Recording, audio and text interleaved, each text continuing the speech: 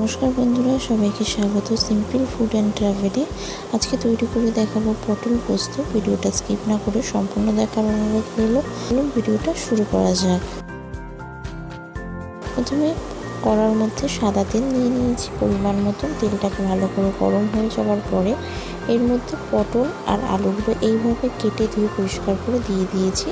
আর তার মধ্যে পরিমাণ মতো নুন আর হলুদ দিয়ে ভালো করে একটু লাল লাল করে ভেজে নেব। আপনারা যারা চ্যানেলে নতুন ভিডিও দেখছেন অবশ্যই চ্যানেলটি সাবস্ক্রাইব করে দেবেন, পাশে থাকা বেল আইকনও ক্লিক করে দেবেন যাতে সবার আগে আপনাদের কাছে নিত্য নতুন ভিডিও নোটিফিকেশান গিয়ে পৌঁছায়।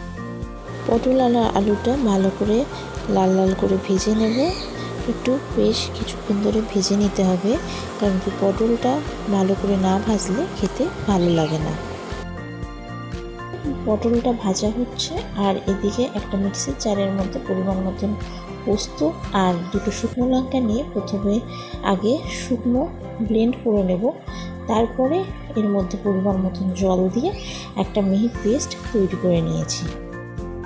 পেস্টটা তৈরি হয়ে গেছে আর এদিকে পটল আর আলুটাও ভাজা হয়ে গেছে। এবার তার মধ্যে দিয়ে ভালো করে 2 থেকে 3 মিনিট মিডিয়াম টু লো ফ্লেমে রেখে নাড়াচাড়া করে নিচ্ছি। ভালো করে একটু নাড়াচাড়া করে নিতে হবে।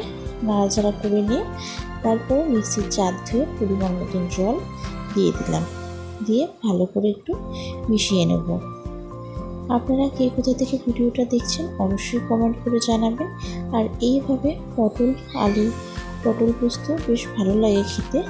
আপনারাও এইভাবে তৈরি করে অবশ্যই কমেন্ট করবেন। এখানে পরিমাণ মতন জল দিয়েছি। জল দিয়ে এবার মিডিয়াম টু লো ফ্লেমে রেখে দেব যতক্ষণ না পর্যন্ত পটল আর আলুটা সম্পূর্ণভাবে নরম হচ্ছে। নিরামিষে রান্নার দিনে এইভাবে পটল পোস্ত তৈরি করতে পারেন, যেটা খেতে খুবই সুস্বাদু হয়। 3-4 মিনিট অন্তর অন্তর একটু নাড়াচাড়া করে নিয়েছি। এখানে পটল আর আলুটা প্রায় নরম হয়ে গেছে। আপনারা যারা চ্যানেলটি সাবস্ক্রাইব করেছেন তাদেরকেও অসংখ্য ধন্যবাদ। এখানে পটল পোস্তটা প্রায় তৈরি হয়ে গেছে। পটল আর আলুটা নরম হয়ে গেছে আর একটু গায়ে গায়ে হয়ে গেলে নামিয়ে রেখে দেব। এখানে পটল পোস্ত পুরো তৈরি। আপনাদের ভিডিওটা কেমন লাগলো অবশ্যই জানাবেন। আশা করি ভালো লেগেছে। ভালো লাগলে লাইক, শেয়ার, কমেন্ট করবেন। চ্যানেলটা সাবস্ক্রাইব করে দেবেন, পাশে থাকা বেল আইকনও ক্লিক করে দেবেন যাতে সবার আগে আপনাদের কাছে নিত্য নতুন ভিডিওর নোটিফিকেশান গিয়ে পৌঁছায়।